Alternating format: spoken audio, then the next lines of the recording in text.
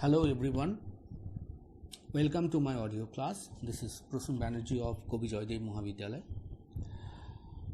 In this class, I am going to discuss about Victorianism and Alfred Tennyson, and I am going to give a brief introduction on that. So the topic of my deliberation would be Victorianism and Alfred Tennyson, a brief introduction. And this particular lecture is designed specifically for the undergraduate students of semester 4 of the University of Burma. Now, most of you probably are aware of the fact that in the history of English literature, the period from 1832 to 1900, or some say it's 1890, is considered to be the Victorian period, because most of this period comes under the rule of when England was ruling. England was being ruled by Queen Victoria, one of the longest serving monarchs in the history of English civilization. So Queen Victoria ruled for a long time, and this is probably the time also when the administration of Indian administration also shifted from East India Company to Queen Victoria, because after 1857. So this is a very big period comparing to the other period, and this period is immediately preceded by the Romantic period, which we have already talked about, and followed by the modern period. So it's a quite a period of transition, a period of juncture, we can say. And Victorianism, this particular time has seen the emergence of many new things. For example, Victorian period in the history of English literature is considered for having heralded the Industrial Revolution. During this time, a lot of raw materials from the colonies, you remember already that England has already established itself as a colony in in different parts of the world, including India, West Indies, Japan, and a lot of raw materials were coming through ships to England, and Industrial Revolution was being accelerated of that fact, and England was reaching a sort of boom period economically. So it's a good period economically concerned. On one hand, England was rising economically, and there was a rise of a new class that is called the middle class, who was now controlling the economy of England. The monarchy was slowly losing its power, and it was no longer a very significant force to reckon with as it used to be during the Renaissance time, or even before the Cromwellian revolution. So the monarchy was slowly, at least politically and from the administrative point of view, it was losing its control, and the control was coming in the hand of the middle class, whom I would consider to be so important for the emergence of the novel. Most of you know that the Victorian age is known for its remarkable number of novels that is being produced in this time. It's the period of novel, and novel reached almost at its climatic, almost at its highest level through Dickens, through Hardy, through Meredith, and many other writers. But there are certain dominant tendencies relating to the Victorian age that we would see, and how this particular dominant tendencies got manifested through the poets, through the poetry of Tennyson, whom we'll discuss or will consider as one of the representative poet of this particular period. Victorian period is generally considered to be an era of peace. The few colonial wars that broke out during the Victorian epoch did not seriously disturb the national life. There was a sort of a calmness about the time, and as I said, there was material prosperity, there was economic equilibrium, there is economic settlement. So people had a lot of time on their hand. Suddenly they found that they have a lot of time to consume themselves. And that is why Victorian period probably catered to longer versions of literature like a novel, which take longer time to consume for that, because it's an era of peace. And that is why the long domestic novels of Jane Austen, or the long novels of Walter Scott, or that of Dickens and Hardy could find a great audience in during this time, because the audience had a lot of peace and a lot of time, to sort of consume themselves, to consume. And that is why we had this development of a lot of materials during this particular time. It is a time for material development. People were more materialistic, more depending on more about the world than were spiritual.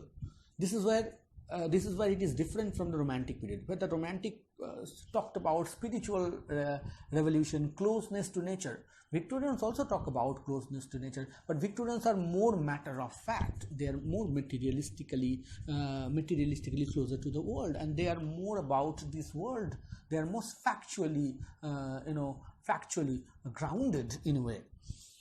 And this period also saw a development of science in a big way. As you know that science immediately followed the Industrial Revolution. There was a lot of prosperity, and Industrial Revolution somewhat accelerated the advancement of science. And this is the time of Darwin and his theory of the survival of the fittest, which came as a shock to many of the Englishmen, because before that they used to believe in this biblical concept that God has created this world and we are all God's son. This has soon been replaced by this theory of survival of the fittest, of origin of species. So this particular age saw the kind of emergence of science and the positivistic mode of language, which focuses more on logic, which focuses more on common sense, which focuses more on empirical vision. That means facts, something has to be fact-checked, something has to be substantiated with facts. So Victorian time was noted for this. And as I said, monarchy was losing its steam. So it is more for the democratic ideals that has been, the cornerstone of this age. And you see, during this particular period, most of the novels, most of the literature that were created, it had a fair share of the common people as its subject. So there was lots of eagerness to depict the common life in literary terms, as Wordsworth has talked about in his lyrical ballads, that we have always discussed about monarchy, we have always discussed about important people in our literature, so let us talk about common man, and poetry should be a man speaking to men. So the Victorian age seems to continue with this particular tradition. And since now the middle class, the class who does not really belong to the monarchic circle, kind of necessitated the sort of focus on the common man himself and on the democratic ideals. So in that sense of the term, Victorian age has kind of has these democratic ideals where where the democratic ideals are practiced in a big way. But the term Victorianism itself is often used in a fashion that is misleading. There are diverse tendencies that you can find during the Victorian time, but somewhat these diverse tendencies were grouped under this particular phrase called Victorian, which I believe is more derogatory than eulogistic, because the term Victorian is often referred to moral rigidity, referred to bad taste, referred to hypocrisies, and this is to a certain extent true about the Victorian period.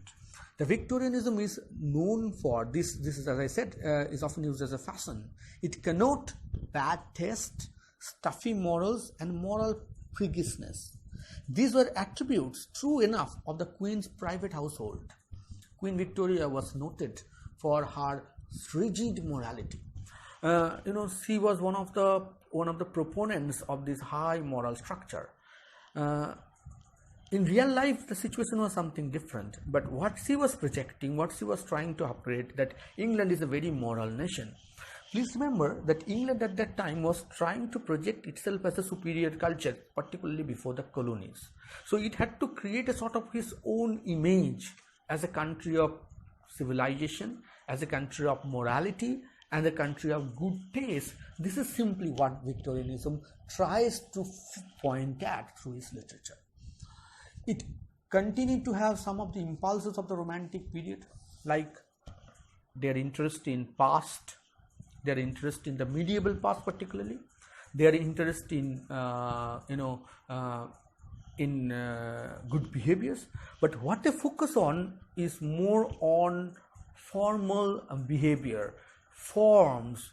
Romantics focus more on the subject, whereas Victorians focus more on the form. But they are not in a way neoclassical in that sense, but their focus is more on finding the form, giving it this particular shape. Though they were focused more on order. So Victorianism in a sense is all about order, is all about a moral literature having a moral structure, all about common people finding a place, and it's more in a sense a matter of fact description of the world. And in every sense, Tennyson reflects these particular tendencies in his poetry. There is often a term that we come across in the Victorian time is called the Victorian Compromise. I have already told you about it. The Victorian Compromise actually refers to a particular common impulse. That is that the search for stability, for balance, the desire to obey the laws of life and the governing principles of success. These are the common trends, these are the common inclination that you will find in the Victorian period.